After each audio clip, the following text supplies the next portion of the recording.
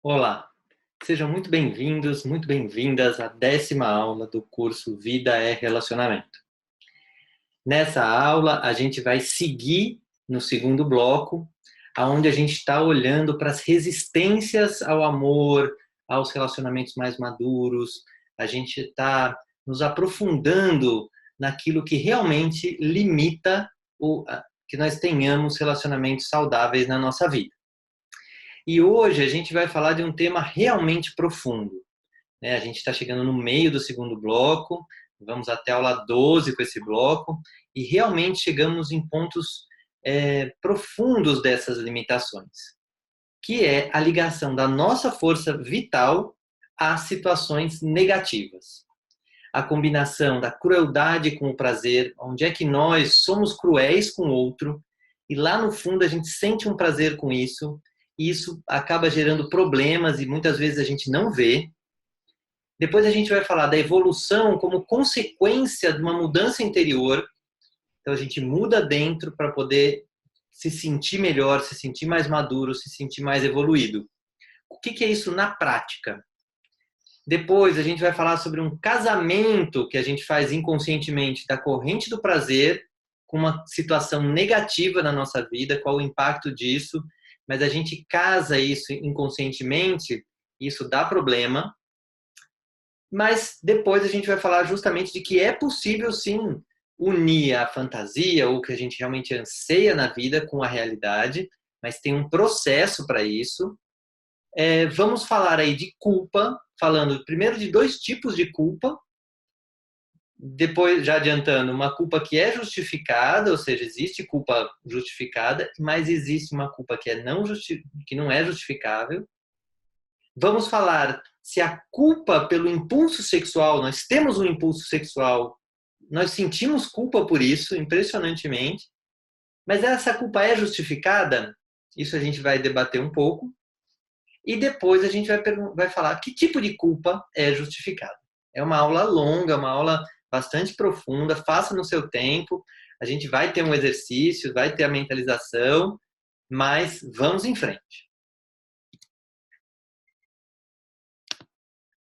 Bom, então, lembrando que durante esse curso a gente utiliza textos do livro Criando União, que é o livro que traz as palestras do Pathwork a respeito de relacionamento, e nós vamos ter, como sempre, o exercício e a mentalização, mas só para caso alguém queira saber mais sobre o Pathwork, pode acessar tanto o site do Pathwork, ou no meu site também tem informações. Vamos em frente.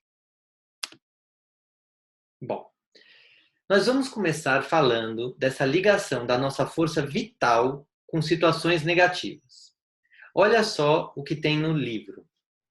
A negatividade bruta, como na atitude abertamente destrutiva, tem muito menos efeito do que a destrutividade associada e combinada a um princípio vital positivo. Então, essa é a base dessa aula, basicamente, né? Ela diz o quê? A nossa negatividade bruta, ela não tem força. Ela tem uma força bem fraquinha, assim. Mas se ela se liga a algum princípio positivo, ela ganha a energia que ela precisa. Um exemplo que eu vou dar aqui é a pessoa que é ciumenta e ela sente ciúme de alguém que ela não ama. O que faz? Ela vê a pessoa perto de outra, tem um ciúminho. Essa pessoa não me importa, não quero nem saber. Agora, se ela junta esse ciúme e começa a falar, não, eu estou com ciúme porque eu amo, é uma demonstração de amor. Aquele ciúme ganha um status de coisa positiva. Nesse momento, está se ligando a uma energia positiva. E a pessoa que começa a se convencer disso, ela não larga esse ciúme tão fácil. Isso só para dar um exemplo. Mas a gente, durante a aula, vocês podem ir anotando situações onde vocês agiram negativamente, mas com a desculpa de estar fazendo algo positivo. Bom, a força vital dinâmica é particularmente acessível à consciência humana no relacionamento de amor entre os sexos. Quando a luta ou o anseio por essa experiência está associada a uma condição negativa, a consequência é a dificuldade e a frustração. Aqui vem a consequência. Se você se ligar à energia negativa e se fizer isso inconscientemente, o seu relacionamento entre seu parceiro, sua parceira, vai ter problema, vai ter frustração, vai ter dificuldade, porque está ligado a uma energia negativa. E nem sempre isso é consciente, então a gente vai falar disso mais daqui para frente. O princípio erótico, ou o princípio do prazer, é colocado a serviço da mágoa, do sofrimento, da dor. Todas as emoções decorrentes dessa mágoa original, de acordo com o caráter e o temperamento, também se combinam com o princípio do prazer. E esta ligação cria todas as dificuldades pessoais e as situações negativas. Olha que importante saber isso, porque aqui a gente já começa a achar uma forma de destravar esse mecanismo do nosso inconsciente. Primeiro, saber que quando a gente coloca as nossas emoções, mesmo positivas, a serviço da negatividade, vai dar problema, vai dar mágoa, vai dar sofrimento e dor. Então, quando a gente está sentindo dor no relacionamento, está se sentindo magoado, existe uma corrente de força negativa em nós, não no outro. Ou se houver pode ser que haja no outro também, mas a gente tem que olhar para a negatividade em nós, que é onde a gente pode fazer alguma coisa. E aí, quando a gente ainda percebe que isso está conectado a algum tipo de prazer, esse prazer potencializa essa negatividade. E aí, desanda mesmo. O relacionamento não consegue ser harmônico. Vamos em frente. E aí, vamos falar de um tema que é a crueldade. A gente vai falar da crueldade mais direta, mas também de uma crueldade mais leve. Vamos ver como é que isso como isso é visto nesses conceitos do livro Criando União. A crueldade sem o princípio do prazer nunca poderia ter força real. É o mesmo exemplo lá do ciúme, ou seja, você toma uma atitude que é cruel, mas sem prazer nenhum, aquilo não dá força, você não consegue repetir, você fala, isso aqui, o que eu vou fazer com ele? Não tem porquê, assim. Agora, à medida que aumenta a compreensão, o princípio do prazer começa gradualmente a reagir a eventos positivos. Aí, a gente começa a mudar. Quando você começa a perceber que você está usando a crueldade com o princípio do prazer, você fala, eu quero usar o meu princípio do prazer em outro lugar. Naturalmente, isso começa a acontecer. Mas vamos explorar um pouco mais a questão da crueldade. A combinação entre o princípio do prazer e a crueldade pode operar de forma ativa ou passivamente. Portanto, sente-se prazer ao ser cruel ou a sofrer crueldade, ou ambos. Então, tem que tomar cuidado, porque fala, mas eu não sou cruel com ninguém, as pessoas são cruéis comigo. Isso também é uma crueldade com você. Quando você se permite que a outra pessoa seja cruel com você, mentirosa, seja, qualquer tipo de ataque que você sofre, de algum jeito você está permitindo. Então, isso é uma crueldade com você e faz parte da crueldade. E, às vezes, olha um exemplo do prazer que está ligado aí, que pode dar força para isso. Porque eu sou tão bonzinho, eu aceito todas as coisas que... eu sou elevado espiritualmente, porque eu aceito essa carga. Você está ligando uma crueldade que você faz com você a um princípio de prazer. E aí ela ganha força. Porque se fizesse uma crueldade com você, você sentisse que fizer e falasse, não gostei, prazer zero nisso aqui, naturalmente você já cortava. Então prestem atenção onde vocês podem estar sendo cruéis consigo mesmos. A associação do princípio do prazer a um estado em que ele funciona mais fortemente em conjunto com a crueldade faz com que o amor seja refreado, contido e torna impossível a experiência real do amor. O amor existe como um vago anseio que não pode ser mantido nem levado até o fim. Ou seja, onde tem crueldade não tem amor. É basicamente isso. E se a gente está num estado de crueldade e ainda se mantém nesse estado graças à força que o prazer está dando, a experiência real do amor não pode acontecer. Como é que você vai dizer que ama a pessoa e é cruel com ela? Ou você ama a pessoa e permite que ela seja cruel com você? Simplesmente não funciona. E isso, então, impede. Enquanto a gente não olha para isso, a gente está impedindo a experiência do amor, que a gente viva a experiência do amor. Então, nessas circunstâncias, o amor não é uma o amor não é a experiência tentadora e agradável que pode ser para a outra parte da personalidade. Ou seja, tem uma parte que não quer ser cruel e anseia pelo amor, sabe que o amor é uma coisa boa, mas como tem esse lado cruel, isso não fica legal, ou seja, o corpo não funciona bem, as emoções não funcionam bem na direção do amor. E aí a gente fala assim, tem uma parte que é muito importante, essa parte acho que é a principal desse slide, que é assim, nos casos menos flagrantes, quando a criança não é submetida a muita crueldade inequívoca, ou seja, crueldade cruel mesmo, mas as situações vagas de rejeição e não aceitação, de modo que, apesar do desejo inconsciente de aceitação, o princípio do prazer só pode ser ativado através da rejeição. Olha como é forte isso. Nem todo mundo sofreu na infância crueldades realmente tortura, né? Assim, de apanhar muito, ou mesmo apanhar já é uma situação um pouco mais cruel, que hoje já não é tão mais aceito. Essa crueldade mais latente, talvez você não tenha sofrido. Talvez tenha, isso vai ter impactos. Mas mesmo quem não sofreu, pode ter sentido uma rejeição, uma não aceitação.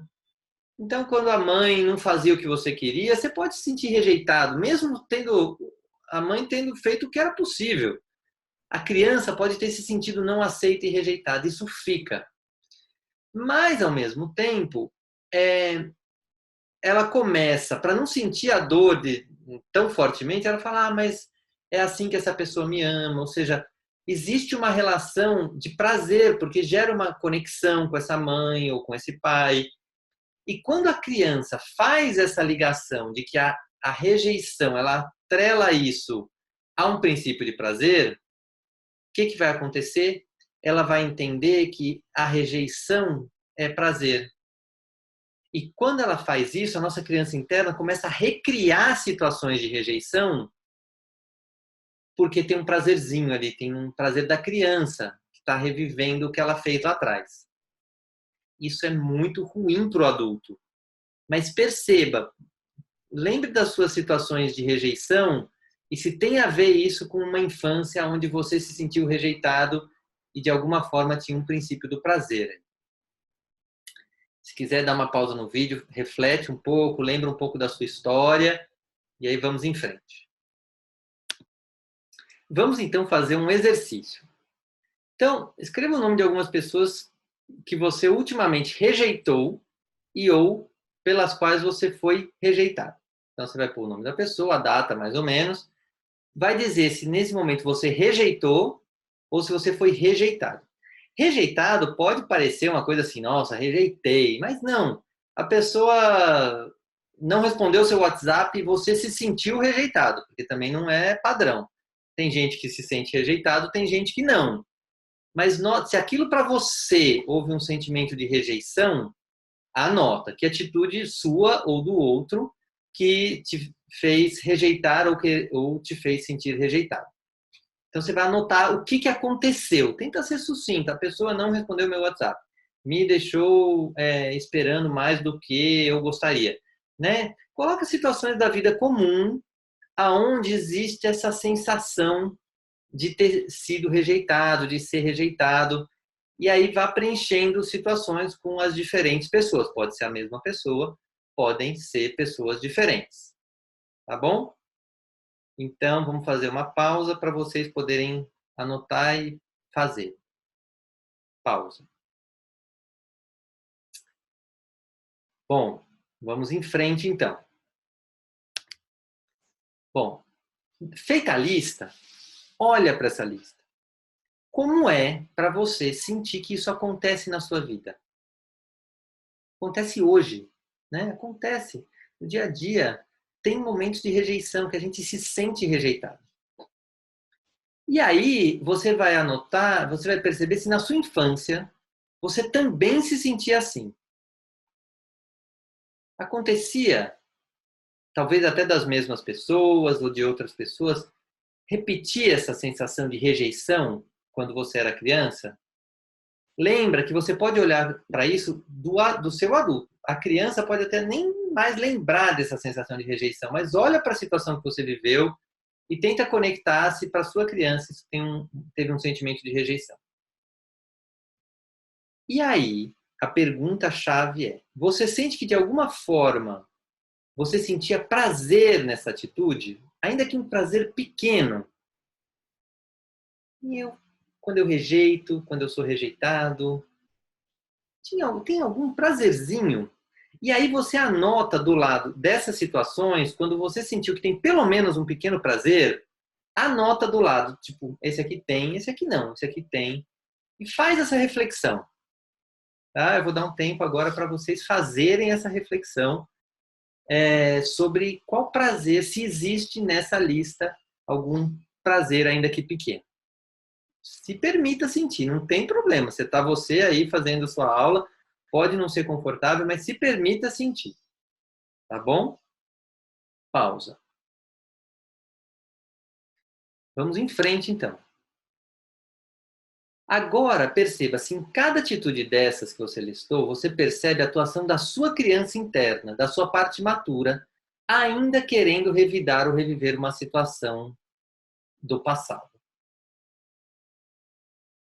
Olha bem para a sua história, olha bem para uma parte sua, talvez imatura, que está lá, querendo reviver um prazer negativo, para dizer que agora sim, agora eu tenho um pouquinho de prazer, é assim que a vida funciona. O que essa criança interna está dizendo?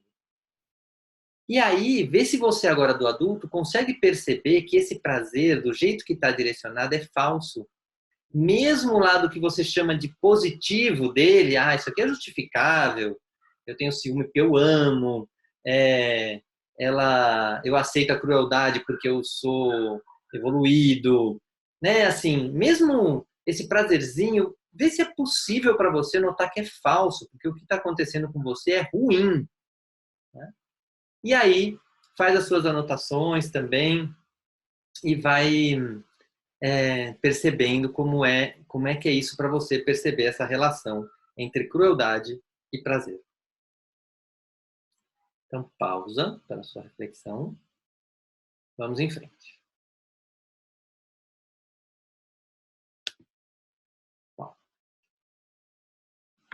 Vamos falar então de como a gente evolui, né? Porque a gente está aqui nesse processo de autoconhecimento para evoluir. Então, vamos lá. A evolução, meus amigos, significa que cada pessoa, através do processo de autoexame e de percepção, muda aos poucos a orientação interior do princípio do prazer.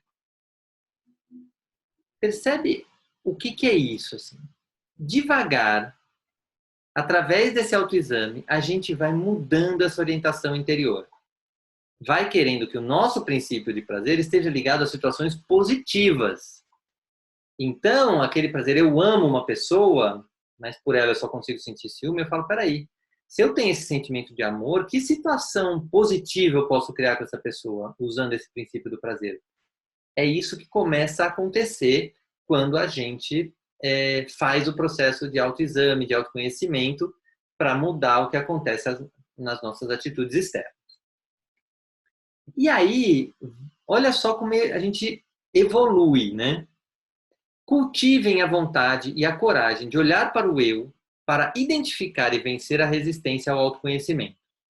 À medida em que vocês usarem a vontade e as faculdades do ego dessa maneira construtiva, a mudança real acontecerá, quase como se nada tivesse a ver com esse esforço. É assim que devem ocorrer o progresso e o crescimento. Então, primeiro ponto é que precisa de coragem, precisa de vontade para fazer esse caminho de autoconhecimento. Precisa usar uma vontade do ego. E a gente sempre fala muito mal do ego para a visão aqui do Criando União e do Pessoa em si, né, nas palestras, ele fala muito de que a gente precisa usar o ego, sim, de forma saudável, para fazer escolhas saudáveis na nossa vida. Então, essa é uma forma de usar o ego de forma saudável, é vencer a resistência a se autoconhecer. Atualmente, vocês continuam reprimindo e suprimindo a consciência da combinação de sentimentos agradáveis com algo negativo. Em vez de reprimir, negar e afastar da vista, é preciso encarar, entender sem culpa nem vergonha. Então, ficar tentando ah, isso eu não vou sentir, isso eu não vou sentir, ah, eu não vou me relacionar porque dói, ah, porque já sofri, ah, isso tudo vai segurando a barra, você vai segurando os sentimentos e você não vê. Quando você não vê, você não tem como agir e começar essa mudança gradativa, né, que você vai fazendo passo a passo de começar a atrelar o seu princípio do prazer a situações positivas. No decorrer do processo de crescimento, vocês aprendem que toda imperfeição precisa ser corajosamente aceita e entendida para poder ser mudada. Então, que imperfeição a gente está falando aqui? Desse lugar do nosso inconsciente imaturo que liga o prazer, a situação negativa a um princípio de prazer. Isso é um defeito, isso é tipo, é um problema, uma imperfeição. E a gente primeiro tem que aceitar. Puxa, que droga, faço isso. Só de você aceitar, naturalmente, já vem um começo de falar assim, não quero mais fazer isso, vou começar a ligar o meu princípio do prazer para outro, de outra forma. Mas tudo começa com a gente olhando para o que está acontecendo. E isso é a chave. Basicamente, é a chave. Olha para dentro, vê as encrencas, vê o que está ruim, para ir gradativamente buscando explicações e caminhar adiante. Mas vamos explorar, e esse capítulo ele explora isso muito, assim, como a gente inconscientemente casa a corrente do prazer e a condição negativa. Então, meus amigos, tentem descobrir o casamento interior entre a corrente do prazer e a condição negativa, ou seja, o esforço de realmente dizendo, vai fundo, olha para o que está acontecendo. Você está juntando uma coisa boa com uma coisa ruim dentro de você. Porque quando a gente percebe que está tendo prazer com algo negativo, a gente começa a mudar a atitude e aí vem o alívio. Vocês verão porque se escondem de si e da vida, porque se retraem dos próprios sentimentos, porque se reprimem e ficam em guarda contra as mais espontâneas e criativas forças do seu íntimo. Esse é o prejuízo. A gente desconecta do nosso íntimo, do nosso prazer real, da nossa capacidade real de prazer, porque a gente entrega nessa conexão para algo negativo. E não vale a pena, assim. Devagar a gente vai podendo fazer essa volta. Vocês verão porque bloquearam os sentimentos, às vezes com muita dor, e depois tentaram racionalizar e buscar explicações. Então, se você está racionalizando para tentar explicar, não vai dar certo. Você ainda está ligando, né, a esse bloqueio do sentimento. Deixa sentir, basicamente deixa sentir. A pessoa, de fato, não sente prazer no ato negativo em si, mas a criança usa o princípio do prazer para tornar mais tolerável o fato negativo. Isso acontece de forma inconscientemente e de forma automática. O princípio do prazer se combina com a situação negativa. Olha que forte isso. Então, não é que a gente sente prazer. Talvez no exercício você tenha ido buscar um pequeno prazer, mas no dia a dia, se eu for cruel com alguém, eu não vou sentir prazer. Se alguém for cruel comigo, eu não vou sentir prazer. Quem usa o princípio do prazer é o nosso lado imaturo, é a nossa criança interna. Por que ela faz isso? Porque ela gosta? Também não, é porque ela usa isso para dar conta. Porque foi difícil lá sentir, às vezes, uma crueldade, sentir uma rejeição. E quando ela racionaliza, ou quando ela junta isso com algum princípio do prazer, ela dá conta. Só que hoje em dia a gente não precisa mais disso. As pessoas não estão, de fato, nos rejeitando com a mesma intensidade. Pode não querer estar com você, mas isso para o adulto é normal. A pessoa não quer estar comigo, tudo bem. Mas a criança fica nessa situação. Então, quando a gente acolhe isso, e acolhe que isso está acontecendo, a gente começa a ter acesso à força que está por trás dessa negatividade. Agora, vale lembrar que a pessoa tampouco reproduz a rejeição conscientemente. Ninguém quer realmente ser rejeitado. O problema é que as pessoas querem sempre ser aceitas, mas inconscientemente não conseguem reagir a uma situação totalmente acolhedora ou favorável.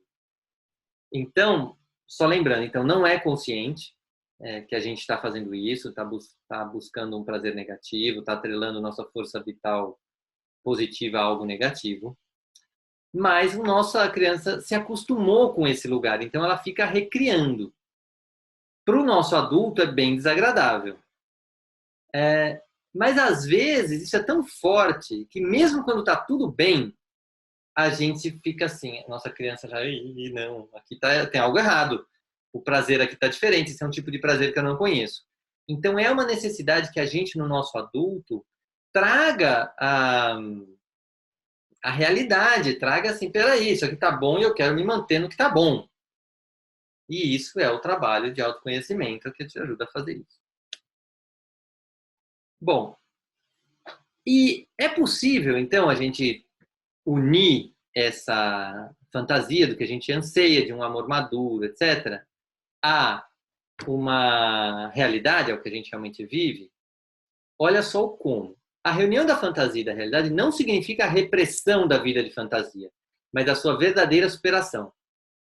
Então aquela vida de fantasia, seria amado por todos, aquela mulher, aquele cara vai querer ficar comigo, e a gente fica perdido nessa fantasia, pode ser transformada em realidade à medida que a gente olha para o que está acontecendo e começa a trazer realidade para a essência do que a gente de fato está querendo.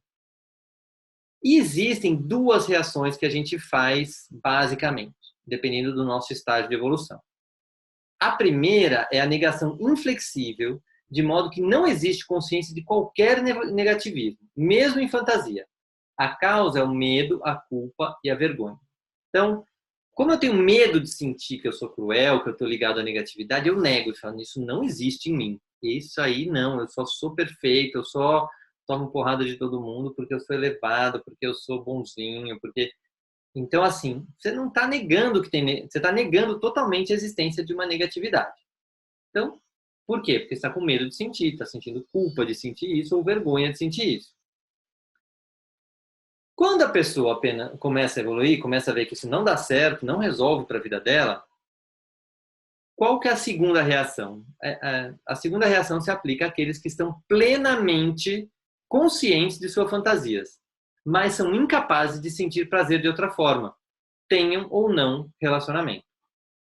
Isso acontece quando a sexualidade e o amor estão separados, ou o eros, o amor, ou o eros e a sexualidade. Então, muitas vezes você até sabe, fala assim, meu, isso aqui é uma fantasia, isso não é real, eu não estou com essa bola toda, ou o que está acontecendo não é legal para mim, mas eu não sei fazer diferente. A pessoa que é ciumenta às vezes e fala assim, eu não sei ser diferente. E isso acontece muito nos temas da sexualidade, quando você está se relacionando sexualmente com alguém que não tem amor. E isso vai dar problema. Mais cedo ou mais tarde vai dar problema, porque você está se pondo num lugar onde não há amor. E enquanto não há essa conexão da sexualidade com o amor, ou pelo menos a intenção de caminhar nessa direção, a coisa vai dar problema, tem negatividade e você pode não estar bem. Bom, nesse caso, há uma certa resistência parcialmente consciente em renunciar à vida de fantasia, por medo de perder o prazer ao mesmo tempo.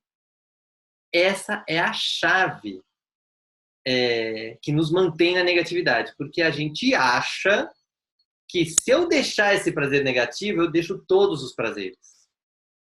A pessoa não consegue conceber que o princípio do prazer puro e saudável se manifesta com muito mais beleza e de forma muito mais satisfatória quando o positivo se mistura com o positivo. Então, na nossa imaturidade, essa ligação onde a gente está ligando algo negativo a algo positivo para dar força, gera um prazerzinho ruim, gera um prazer negativo, e a gente fica ali com medo de que se eu mudar isso aqui, eu não vou ter prazer nenhum. Sumiu. E isso é uma ilusão. É uma ilusão que nos aprisiona. Qual é a verdade? Se você começar a pegar o seu prazer e ligar a algo prazeroso, aí sim você tem prazer real e você não vai perder nada, pelo contrário, você ganha, porque você tem um potencial de prazer ligado ao positivo. Ok? Se precisar, faz uma pequena pausa, só para você internalizar um pouco isso. Bom, e aí a gente vai falar dos tipos de culpa. Como eu disse anteriormente, todo mundo tem culpa. O importante é saber que tem dois tipos de culpa. A culpa injustificada e a culpa justificada.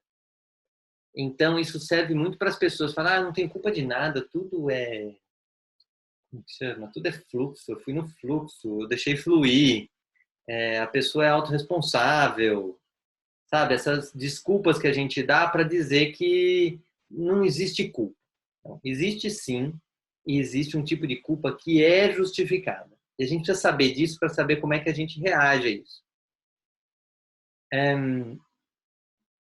Ironicamente, a verdadeira culpa pode ser infinitamente menor do que a culpa absurda que vocês usam como um muro de proteção.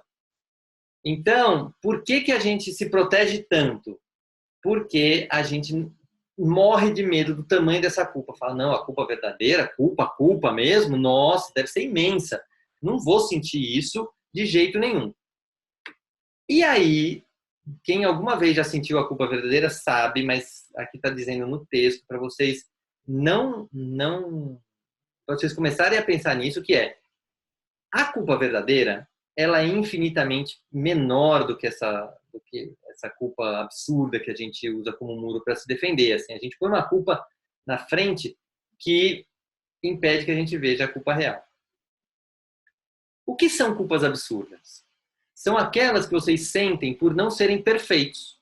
É meritório querer se tornar perfeito, mas antes de poder fazê-lo, é necessário admitir e aceitar o seu estado atual de desenvolvimento, em vez de querer tornar-se imediatamente mais do que se é no presente. Então, essa é uma chave. Assim. Pensa bem, quantas vezes, no fundo, você estava culpado, mas você estava dizendo assim, meu, é que eu não sou perfeito.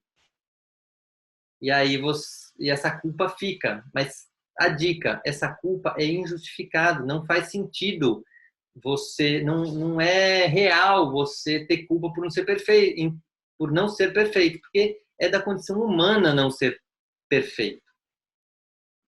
Eu quero enfatizar que culpar-se por não ser perfeito é um sentimento injustificado. Essa culpa injustificada afeta todas as facetas da personalidade humana. Então, por mais que você esteja querendo se manter talvez nessa culpa injustificada, está afetando a sua personalidade. E isso é chave. Sente bem, assim, percebe essa frase. Onde que você às vezes se culpa e percebe se no fundo é uma culpa por não ser perfeito. E talvez aceitar ser perfeito, ser imperfeito seja um pouco difícil, mas está causando prejuízo para a sua vida quando você junta nisso uma culpa injustificada. E aí, uma outra culpa injustificada, mas muito comum, especialmente nos relacionamentos, é a culpa pelo impulso sexual. Ela também é injustificada, já respondo já. Olha só por quê. Outra culpa injustificada, alimentada pela opinião geral, é a reação ao impulso sexual. Cada um de vocês sente culpa a esse respeito, se não exteriormente, devido às influências intelectuais, pelo menos com certeza nas emoções. Então ele está afirmando que a gente sente isso e às vezes a gente intelectualmente fala, não, eu já superei minha sexualidade, já está tudo resolvido. Não, a gente sente culpa. Todos nós sentimos culpa por esses impulsos sexuais. Mas onde é que esse problema acontece? Pode ser que a energia sexual não flua pelos canais certos, porque não se funde com o amor. É por isso que surge o sentimento de culpa e a maior repressão consciente possível. De novo, a culpa acontece quando a gente está desalinhado, quando a gente não está alinhando as nossas iniciativas ao amor. Então, quando a gente não liga o impulso sexual ao amor, deixa o impulso sexual solto, né? A gente já falou isso na terceira aula, ou seja, esse impulso sexual não está alinhado com essa busca do amor real, isso vai gerar culpa, ainda que inconsciente. E o que é amadurecer? É unir esse impulso sexual à cordialidade, à amorosidade, à doação. Então, isso é onde a gente pode começar a alinhar o impulso sexual e aí a culpa não vai ocorrer. A falha sexual no inconsciente de vocês reside na direção errada e na rejeição do impulso sexual e não da sua existência. O remédio não é eliminar o impulso sexual, mas parar de ter medo do amor. Se vocês se permitem amar, o impulso sexual se fundirá com o amor e não haverá mais razão para sentir culpa pela sexualidade. Essa é a dica chave para vocês avaliarem os relacionamentos onde vocês estão, para vocês avaliarem os relacionamentos que vocês querem criar para vocês. Onde não houver amor, o sexo vai te gerar culpa. Problema. Esse relacionamento talvez dure anos ou meses, e você vai ficar, cada vez que você se relacionar sexualmente com essa pessoa, você vai estar aumentando esse lugar onde não há amor e há sexo, e aí esses canais não se alinham. Então, muita atenção nisso. Pode ser difícil realmente querer dar esse passo de alinhar sua atividade, seu impulso sexual ao amor, mas é o caminho para que essa sexualidade, inclusive, possa brilhar da forma mais gostosa possível para você. Porque imagina você poder ter sua sexualidade plena sem culpa. Tá bom? E aí, por fim, vamos falar de que tipo de culpa é justificado. Então, inclusive para tirar esse negócio de é parte do universo, autorresponsabilidade, não. A gente pisa na bola com o outro, sim. E olha como. Quando você magoa outra pessoa na crença ignorante de que o egoísmo é uma proteção, quando você fere ativa ou passivamente, por ação ou omissão, a culpa é justificada. Você vai sentir culpa quando você fere essa outra pessoa, consciente ou inconscientemente. E aí, olha que frase você pode usar em relação a quando você cai nessa culpa justificada. Olha só a frase que ele diz. Qual deveria ser sua atitude em relação à culpa justificada? Seria fácil dizer, fácil ele está dizendo aqui, mas, de novo, ele está dizendo isso como uma coisa fácil. Se a gente pega e faz mesmo, percebe que isso pode mudar a sua vida em relação à culpa. Não fui capaz de evitar esse comportamento no passado, esse comportamento meu. Eu era ignorante, cego e egoísta. Era covarde demais para ousar amar e esquecer o meu pequeno ego. Admito que feri outras pessoas com essa atitude. E agora estou disposto a saber exatamente como eu as feri. Às vezes é inconsciente, às vezes a gente não sabe. Mas feri. Quero saber agora. Estou disposto a saber como eu feri essas pessoas. Não faz diferença se eu causei sofrimento por meio de atos, de palavras, de pensamentos ou da reação emocional. Quero realmente mudar. Com a ajuda de Deus vou conseguir. Para isso eu preciso identificar claramente a dor, direta ou indireta, que a minha atitude causou aos outros.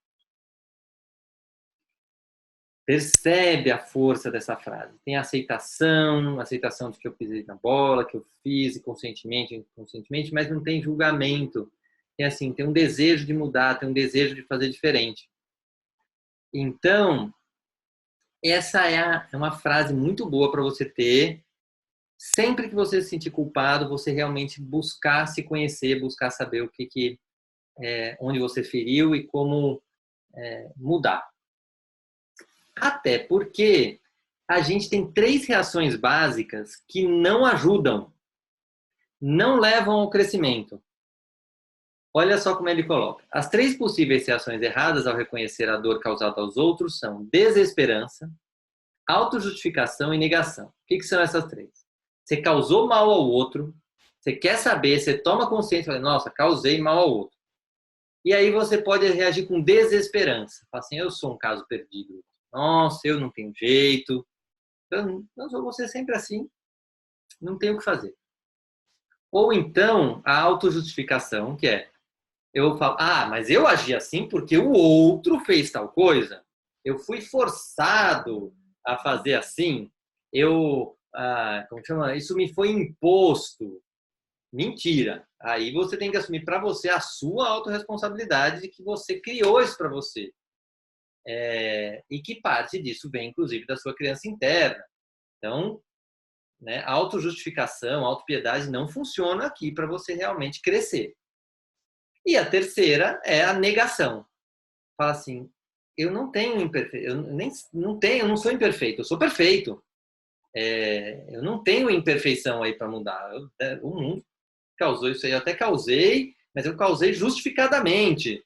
Eu causei porque eu estava querendo algo bom. Então, é uma ligação com o prazer, de novo, repete o mesmo padrão. Então, aceitar a nossa imperfeição é a parte necessária para começar a aceitar tudo que acontece com a gente, inclusive a culpa. Tá bom? É uma aula de bastante conteúdo, então vamos fazer a nossa meditação para a gente internalizar isso de um jeito legal, assim, de um jeito... Hoje eu estou sem a minha tigelinha tibetana aqui, que ficou na bagagem do voo que não chegou. Peraí, vamos começar direito. Então, vamos usar aqui um outro sininho. Então, fecha os olhos. Sente os seus pés no chão. Inspire, expire.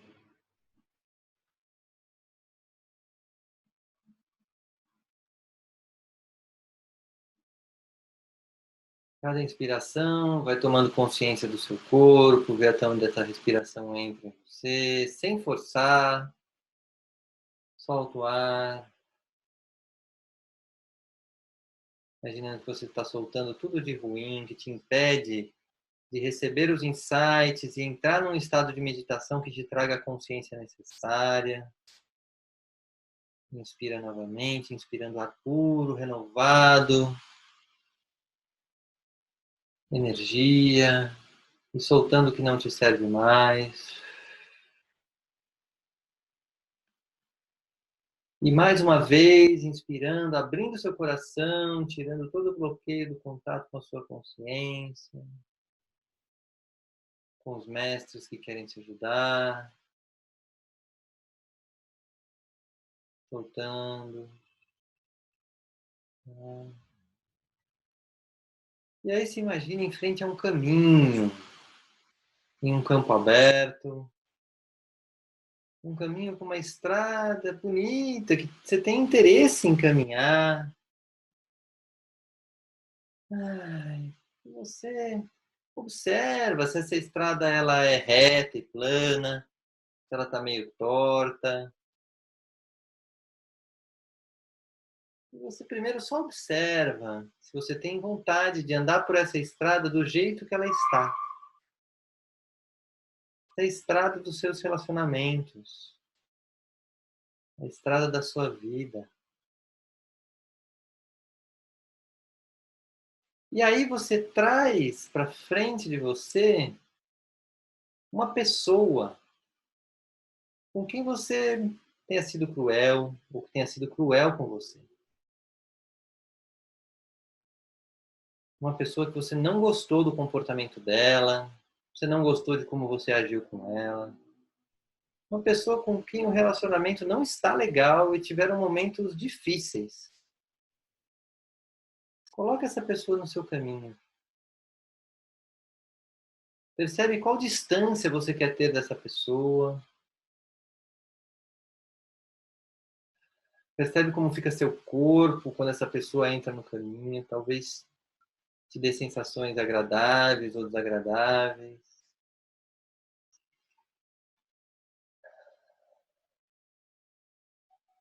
E agora, vá deixando, ainda de olhos fechados, que essa frase entre nesse campo, onde você vai, de olhos fechados, repetir essa frase que eu vou dizer, colocando aí nesse caminho entre você e essa pessoa. Repita comigo. Não fui capaz de evitar esse comportamento no passado.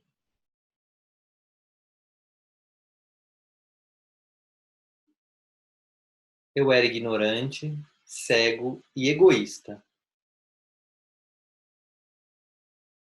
Era covarde demais para ousar amar e esquecer o meu pequeno ego.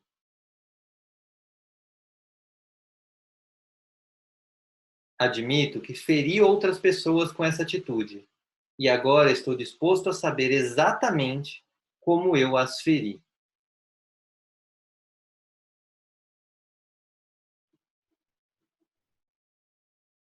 Não faz diferença se eu causei sofrimento por meio de atos, palavras, pensamentos ou da reação emocional?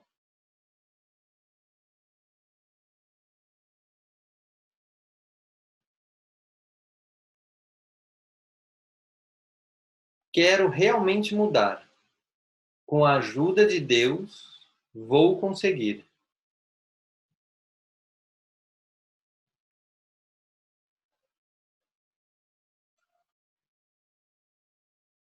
Para isso, preciso identificar claramente a dor direta ou indireta que minha atitude causou aos outros.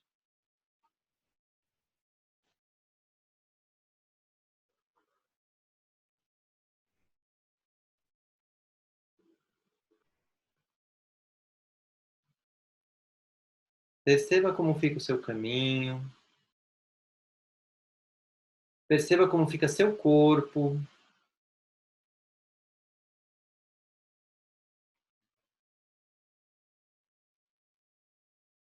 perceba se a pessoa ainda está na sua frente, se ela mudou de posição. Apenas perceba como você está se sentindo ao trazer esta frase para seu caminho.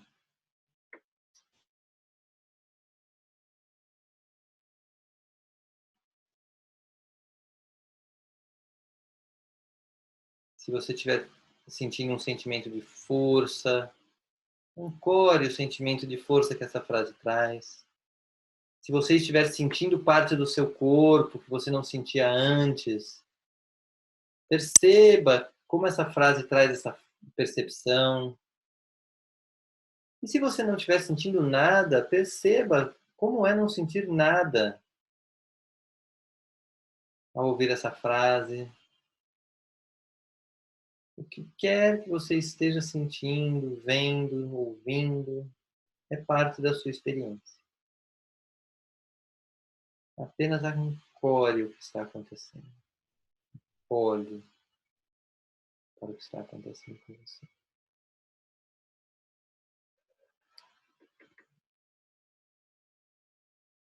E assim, lentamente, vamos preparando para finalizar essa parte.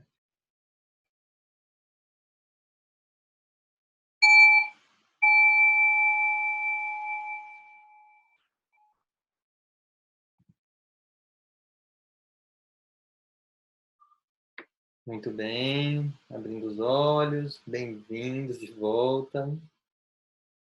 Então, toma um tempinho para notar o que mudou no seu caminho com essa frase. Talvez venha algum insight de uma atitude diferente que você precisa tomar com essa pessoa, com outra pessoa. Toma uma decisão, assim, vou agir diferente. Isso vai te dar força, ou seja, usa a meditação para trazer mais consciência e uma nova atitude. Tá bom? Bom, então, chegamos aí ao final da aula. Na próxima aula a gente vai dar mais um passo de profundidade. É uma aula muito profunda, mas que vira uma chave de todo o processo de autoconhecimento, onde a gente vai falar da vida, da energia do amor e a energia da morte.